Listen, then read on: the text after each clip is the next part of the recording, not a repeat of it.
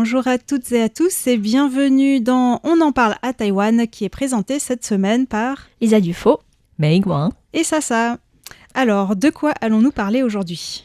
Alors, de mon côté, je vais vous parler des animaux de compagnie ou des animaux en général.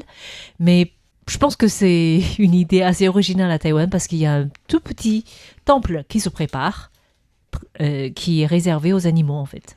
D'accord, Voilà. c'est intéressant. On honore des divinités, mais pour les animaux, pas pour les humains. Ah, d'accord. Moi, je vais vous parler de marché immobilier à Taïwan et notamment à Taipei. Ah, intéressant. Et de mon côté, je vais vous parler des data centers d'intelligence artificielle et leur consommation d'électricité. Ah. Mais avant ça, je me permets de commencer pour faire une petite parenthèse qui est liée à On en parle à Taïwan de la semaine dernière, parce que Florian avait parlé d'un super sujet qui était en fait une caméra qui avait été installée près de nids d'oiseaux et notamment des aigles serpentaires à Pingdong. Il y avait un couple de serpentaires qui élevaient leurs petits oisillons, c'était trop mignon. Et on pouvait voir ça en direct sur Internet. Et malheureusement, la retransmission a été arrêtée après le décès du petit oisillon. Parce que subitement, en fait, alors qu'il allait très bien, il s'est mis à secouer la tête, à vomir, etc. Et il est mort. Et selon les premières analyses... Empoisonnement. Oui, probablement. Selon les premières analyses, il a eu des hémorragies en fait, partout au niveau des yeux, de l'œsophage, du cœur, des poumons, du foie. Et comme tu disais, on soupçonne plutôt une intoxication aux pesticides ou aux rodenticides, c'est-à-dire la mort au rat, à travers la chaîne alimentaire. Et du coup, c'est le deuxième nid de serpentaire filmé à Taïwan où un oisillon est mort avant de pouvoir voler. C'est vraiment triste. Ouais. Et du coup, je vais parler justement de la question des pesticides plutôt en agriculture dans une émission prochainement dans Taïwan dans toute sa diversité. Parce que c'est vraiment un sujet à Taïwan qui est l'un des pays qui utilise le plus de pesticides par hectare au monde. Et oui, c'est pas rassurant. Non. Enfin voilà, on va peut-être commencer par quelque chose de plus sympathique, non, Meg, avec le temple pour les animaux. D'accord. Alors, on sait que Taïwan est un pays des temples. On a quasiment autant de temples que des magasins de proximité. Mais là, ce qui se passe, c'est qu'il y a un monsieur, avec l'aide de sa femme, qui a décidé d'établir un petit temple dans le quartier Dadaocheng, qui est assez célèbre sur le plan touristique. On sait qu'il y a le célèbre temple Xiahai Chenghuang Miao, où les fidèles de Taïwan, mais aussi de l'Asie du Nord-Est et du Sud-Est, viennent prier. Et là, dans ce quartier, le jeune couple a décidé de construire un petit temple qui est dédié à protéger les animaux, entre guillemets, en fait. Donc, on va peut-être commencer par le début pour dire pourquoi c'est arrivé ainsi, pourquoi il y a ce besoin. En fait, c'est un jeune couple qui est, comment on appelle ça, qui est libre financièrement parlant déjà, en fait. Ils ont déjà suffisamment gagné leur vie et ils ont décidé de ne pas avoir d'enfants. Mais pendant un certain temps, dans les premières années de leur mariage, ils ont décidé d'avoir un chien. Et un jour, leur chien était malade, puis décédé. Et le couple était tellement triste qu'il a décidé de se fier aux croyances populaires très traditionnelles, c'est-à-dire via une sorte de médium pour entrer en communication avec l'âme du chien décédé. Et le médium aurait raconté des choses que seul le couple savait avec le chien. Et du coup, le mari a commencé à croire que l'âme du chien existait vraiment et que le chien leur a dit, via le médium bien sûr, que leur amour pour les animaux, il fallait les faire perdurer au lieu de ne plus vouloir avoir des animaux. Et du coup, à partir de là, le couple a commencé à adopter des chiens soit âgés, soit malades. Et ce qui fait que la plupart du temps, le couple doit faire face à des situations plutôt difficiles à supporter face aux maladies ou alors à la vieillesse de ces animaux. Et du coup, ils ont eu le besoin de se dire que peut-être il y a une force qui peut les aider en fait dans leur action quotidienne de prendre soin de ces animaux. Et du coup, ils ont dit que parce que traditionnellement, les temples taïwanais, les animaux ne sont pas forcément bien vus dans le sens où ça peut être interprété comme irrespectueux envers les divinités. Du coup, le couple ne se sentait pas vraiment à l'aise d'aller dans ces temples avec leurs animaux malades pour faire la prière. Et donc, ce qui se dit, au lieu de ne pas d'aller seul ou de ne pas communiquer avec les divinités au sujet des animaux, pourquoi ne pas établir un petit temple où tous les animaux peuvent entrer? En fait, je suis plutôt étonnée que ça n'existe pas encore à Taïwan, ça, non? Effectivement, n'est-ce pas? Non, ça n'existait pas. Ah ouais? Et du coup, le jeune couple a commencé à communiquer avec différentes personnes qui gèrent les temples. La plupart ne disent pas « vas-y », la plupart disent « pourquoi pas ». En fait, parce qu'il n'y a pas d'interdiction dans ce sens. Et du coup, le couple a commencé à préparer un petit temple dans le quartier touristique de Dadaochen. Et là, la principale divinité honorée, c'est le Baoshen Dadi, donc le gardien de la vie, en fait, qui protège toutes les vies. Et dans le temple où est honoré le Baoshen Dadi, sous sa table, sur l'autel, il y a le général Tigre qui protège les divinités ou tout un quartier. Mais à la différence de différents autres statues de Baoshen Dadi qui est honoré dans les temples, cette divinité possède un chat dans un bras et un autre qui caresse un chien. Et sous ses pieds, il y a des lapins, des tortues, des serpents, ou les animaux que les gens élèvent en fait de la plupart du temps. Et derrière la divinité, il y a le tigre et le dragon. En fait, selon le couple, Baoshen Dadi, selon la légende populaire, en fait, le Baoshen Dadi avait croisé sur son chemin un bûcheron qui avait un problème à son œil. Et finalement, c'était un bûcheron qui était déguisé par un dragon. Et Baoshen Dadi avait bien deviné qu'il ne s'agissait pas d'un homme, mais un animal. Il a bien voulu le soigner. Et donc le couple estime que c'est une divinité qui est censée te protéger tous les êtres, mais pas que les êtres humains. Et du coup, c'est cette divinité principale qui est honorée ici parce qu'il est prêt à aider et à protéger tous les êtres. Est-ce qu'il y a beaucoup de monde qui est déjà allé à ce temple? On ne sait pas encore, c'est encore un petit temple parce que c'est considéré comme un temple préparatoire vers un grand temple véritable qu'il prévoit d'établir à Ilan parce qu'il souhaite avoir un grand terrain pour que tous les animaux puissent courir. Voilà. Et du coup, donc, tant qu'on rentre dans ce petit temple préparatoire, c'est comme si c'était un vrai temple où on peut faire des prières, allumer des petites lampes et aussi faire des demandes, en fait, communiquer avec les divinités, en fait, pour demander l'avis des divinités via le jet de croissant de lune. Donc, il y a un petit appareil qui est installé avec un bouton. Donc, avec la patte de l'animal, on peut appuyer sur le bouton et les croissants de ligne sont jetés. Ah d'accord, on n'a même plus besoin de le faire soi-même. Parce que les animaux ne peuvent pas le faire, en fait. Oui, il faut que ce soit les animaux. Ah d'accord. Voilà. Et du coup... C'est pas les humains qui le font pour leurs animaux. Non, c'est les humains qui appuient la patte. Je pense qu'un chien arrive à appuyer, mais pas un chat, quoi. Il refusera de le faire automatiquement.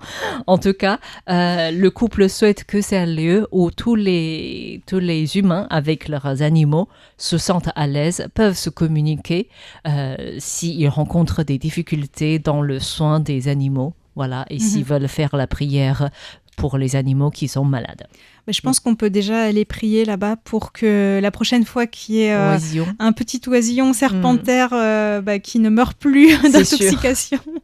C'est sûr. Et pour aller faire la prière avec les animaux, et donc le couple invite les humains, les éleveurs, je ne sais pas comment on dit, à apporter une photo de leur animal de compagnie en marquant leur date de naissance approximative, le lieu où ils habitent. Et le tout pour que les divinités sachent de quel animal s'agit-il, tout comme pour les humains en fait. Parce que lorsqu'on va dans un temple pour faire la prière, il faut qu'on précise qui on est, où est-ce qu'on habite, de quelle année on est en fait. Voilà.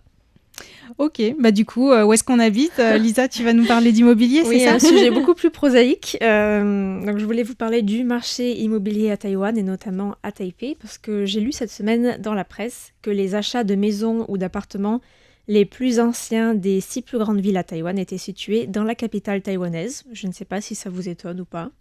Les plus anciens, c'est-à-dire qui sont les plus vieux, c'est ça? Oui, les appartements les plus anciens. Qui sont les plus achetés. Ça m'étonne. Pas étonnant. Ouais, ça m'étonne pas tant que ça parce que c'est vrai que plutôt à Taichung ou à Kaohsiung, on voit beaucoup de nouveaux immeubles. À Taipei, il y en a aussi, mais j'ai pas l'impression qu'il y en ait autant. Et on achète pour se faire une fortune. On n'achète pas pour y habiter. Oui, c'est un investissement. En effet, la moyenne d'âge des maisons ou appartements, donc surtout des appartements en fait à Taïwan, qui ont été vendus à Taipei au cours du premier trimestre 2026 est de 37 ans. Donc, ce sont des chiffres qui sont issus de statistiques du ministère de l'Intérieur, compilées par l'entreprise immobilière Taiwan Realty. Et 37 ans, c'est bien au-dessus de la moyenne nationale à Taïwan, qui est de 31,7 ans. C'est dans la ville de Taoyuan que cet âge moyen est le plus bas, avec une moyenne de 27,4 ans.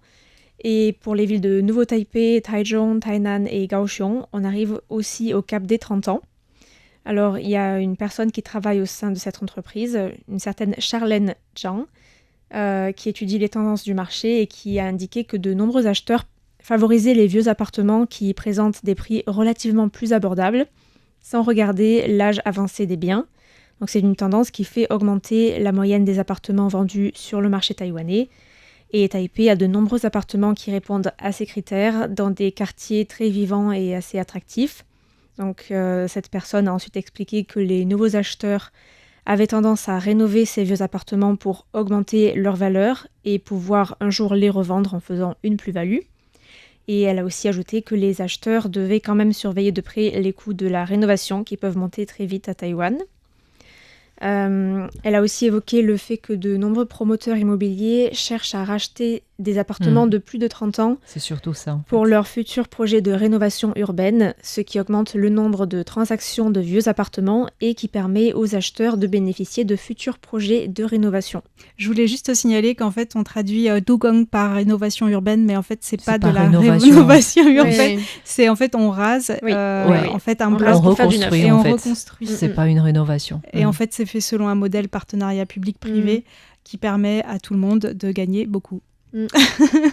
Après, je pense que c'est soit les personnes qui vendent ces appartements aux promoteurs, ils ont la chance de pouvoir y habiter une fois que c'est neuf, ou alors c'est simplement juste pour faire la plus-value et ensuite...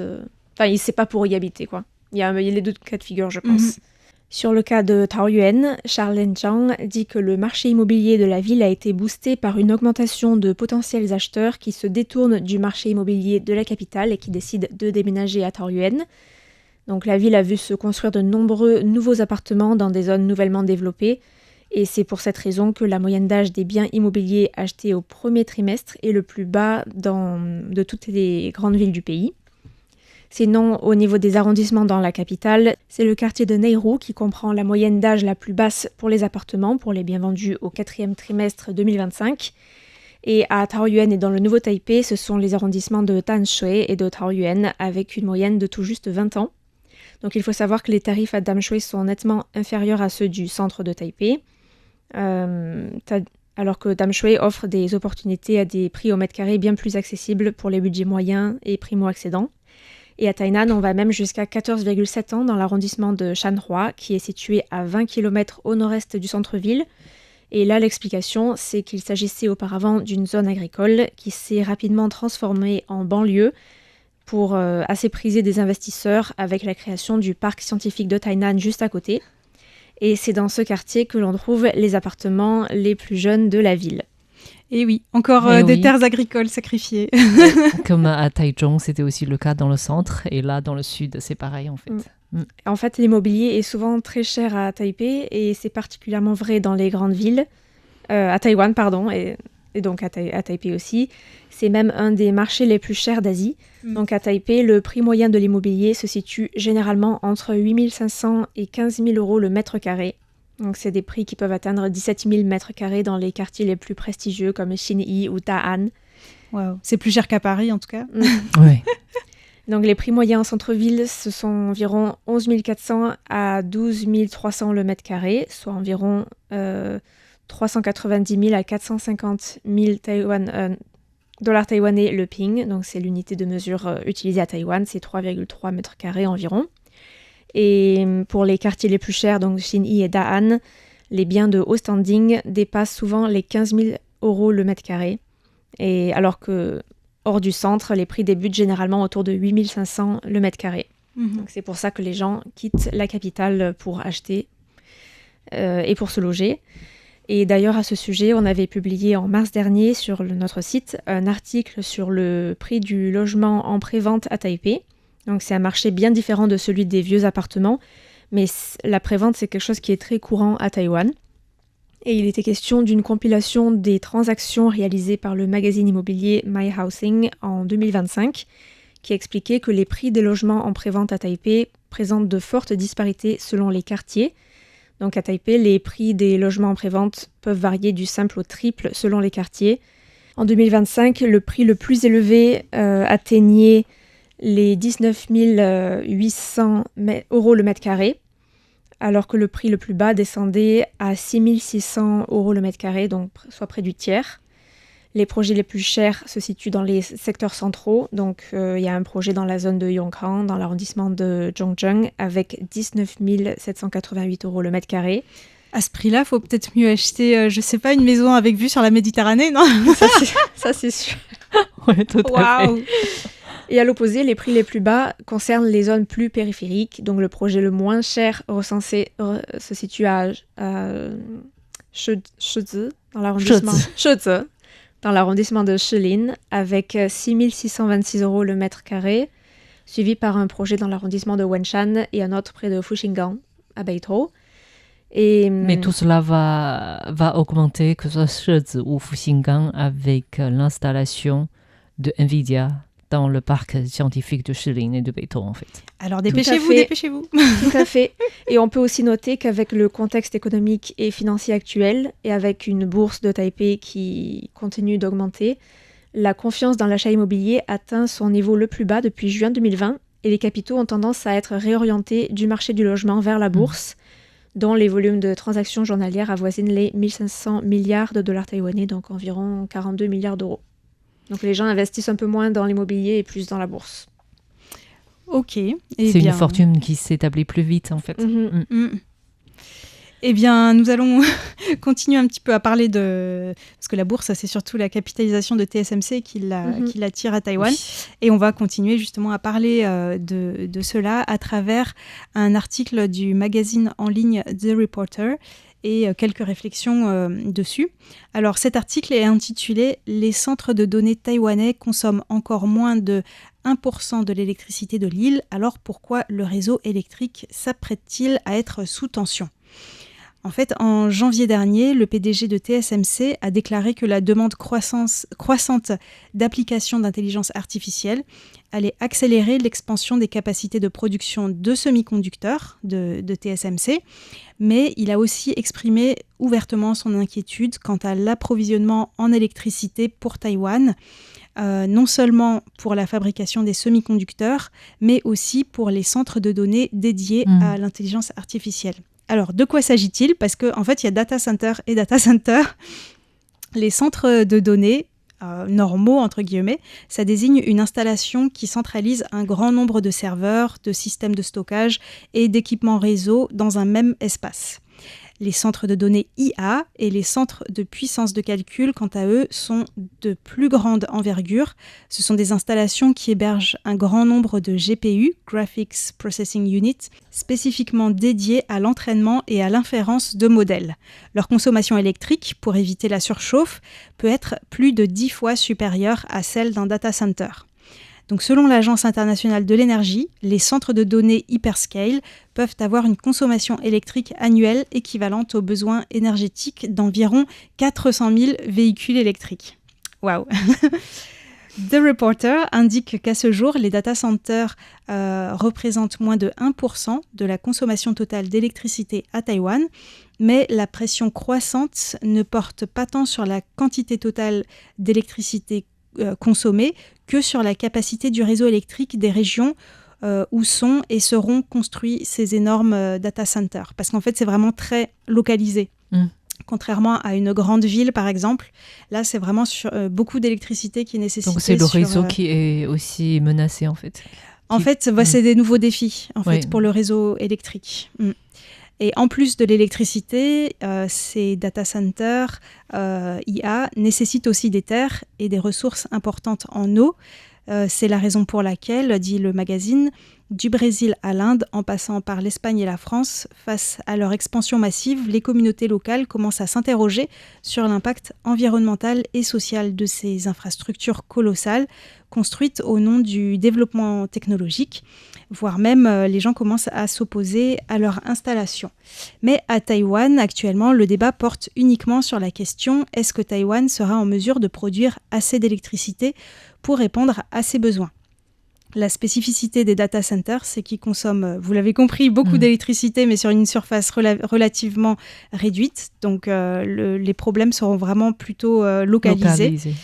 Et d'après la compagnie publique d'électricité Taipower, en 2025, 40 demandes d'autorisation pour des centres de données IA ont été approuvées à Taïwan. 40, ouais. Il y avait 79 demandes et 40 ont été approuvées.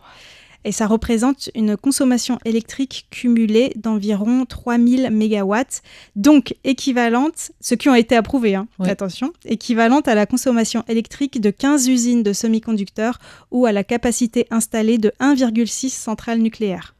Donc ça, c'est ce qu'il y aura dans les prochaines années. Donc 40 usines, 40 data centers. IA. Et ça, c'est pour les centres acceptés cette année. Voilà, c'est qui ont été acceptés l'année dernière, mais il faut quelques années. 15 usines semi-conducteurs. Oui, mais il faudra des années pour les construire. Et le journal dit qu'ils seront peut-être, tous ne vont peut-être pas se concrétiser. Ça, c'est... on va voir, quoi. En tout cas, Taïwan compte d'ores et déjà de nombreux centres de données. Le plus grand est celui de Google, dans le parc industriel de Zhanghua. Il y a aussi un de Microsoft à Taoyuan, un centre de données régional d'Amazon à Taipei, aussi de Zhonghua Telecom, de Foxconn et de plein d'autres d'entreprises dont on ne connaît pas le nom, mais en général, sont des entreprises étrangères. Et selon The Reporter, la puissance totale des data centers actuellement en exploitation ou en construction est d'environ 800 mégawatts. Selon les estimations de Taipower, entre 2026 et 2030, donc dans les années qui suivent, la consommation d'électricité liée aux chaînes d'approvisionnement des semi-conducteurs et de l'IA dépassera les 5 millions de kilowatts, c'est-à-dire 5 gigawatts, soit une augmentation annuelle moyenne qui sera plus du double de celle des 10 dernières années. Donc là, la consommation, les besoins en électricité vont vraiment augmenter de manière très rapide prochainement.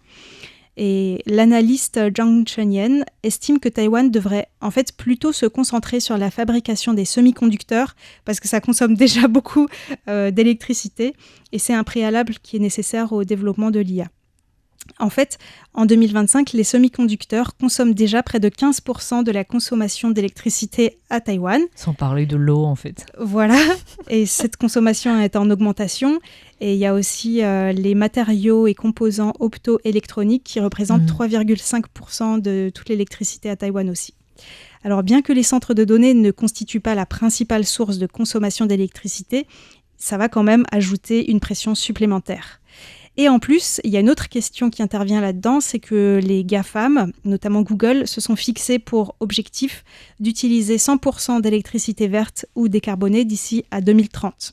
Donc pour les GAFAM, l'enjeu, c'est aussi de savoir si les énergies renouvelables pourront suivre le rythme de la consommation électrique croissante. Et pour c'est cela, un objectif pas pour Taïwan, dans le monde entier. Dans le monde entier. Tout à fait. Et pour cela, à Taïwan, Google a des contrats d'achat d'énergie renouvelable à long terme et investit aussi directement dans des infrastructures taïwanaises pour alimenter son centre de données. Pour une fois, c'est une des revendications de Greenpeace Taïwan qui a été satisfaite, en fait, puisqu'il voulait que les GAFAM s'investissent plus dans le développement des énergies renouvelables. Mais le développement du solaire, de l'éolien et de la géothermie à Taïwan, qui prend du temps, réussira-t-il à suivre le boom des data centers ? Rien n'est moins sûr. C'est la grande question. Et pour le moment, les renouvelables constituent 13% du mix électrique taïwanais seulement. Et quant à Google, 66% de ses centres de données et bureaux dans le monde utilisent une énergie décarbonée, mais seulement 17% à Taïwan. Donc, il y a encore du chemin. Alors, Yezhe Wei, professeur de l'université Sun Yat-sen, mène actuellement un projet de recherche sur l'impact des centres de données IA à Taïwan. Et elle souligne que les services cloud et applications d'IA, qui sont en apparence dématérialisés, en apparence seulement, a un impact via les centres de données, non seulement sur l'électricité, mais comme tu le disais, sur l'eau aussi, les terres, et aussi les ressources humaines. Ça, c'est moins connu. Elle disait qu'en effet, l'implantation de data centers à Taïwan risque d'exacerber le déséquilibre nord-sud, puisque le nord, c'est plutôt un pôle de recherche et développement, de conception et de talent, tandis que le sud, qui a une infrastructure énergétique plus développée, a tendance à supporter une part de plus en plus importante de la demande en électricité, alors que, justement, les centres de données créent très peu d'emplois. Donc, il risque d'avoir un déséquilibre.